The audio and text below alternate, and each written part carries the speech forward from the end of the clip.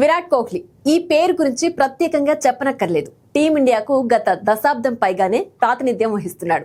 ఇక బ్యాటింగ్ లో అయితే చిరుతపులిలా పరుగు పెడుతుంటాడు. అందుకే కోహ్లీని అందరూ రన్ మెషిన్ అని పిలుచుకుంటారు. అయితే గత ఏడాది టీ20 ప్రపంచ కప్ గెలిచిన తర్వాత టీ20లకు రిటైర్మెంట్ ఇచ్చేశాడు.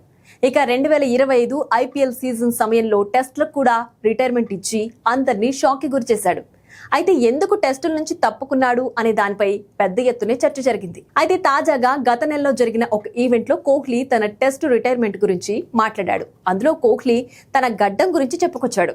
తన గడ్డం తనకు క్రికెట్ నుంచి తప్పుకోవాల్సిన వచ్చిన సమయం వచ్చిందని చెప్తుంది. అందుకే ఇక నేను వీటిని దాచలేను అని వెల్లడించాడు. అయితే కోహ్లీ వన్డేలలో మాత్రం కొనసాగుతానని తెలిపాడు.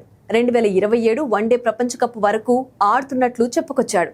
కానీ ఇప్పుడొచ్చిన ఒక ఫోటో చూసి ఫ్యాన్స్ అందరూ షాక్ అవుతున్నారు. అవును, తాజాగా లండన్ లో కోహ్లీ శశాంక్ పటేల్ అనే వ్యక్తితో ఫోటో దిగాడు. అందులో తెల్లటి గడ్డంలో కనిపించడంతో అందరూ షాక్ అవుతున్నారు. నిజంగా కోహ్లీ ఇంతకాలం తన గడ్డాన్ని కూడా దాచాడా అని చర్చించుకుంటున్నారు.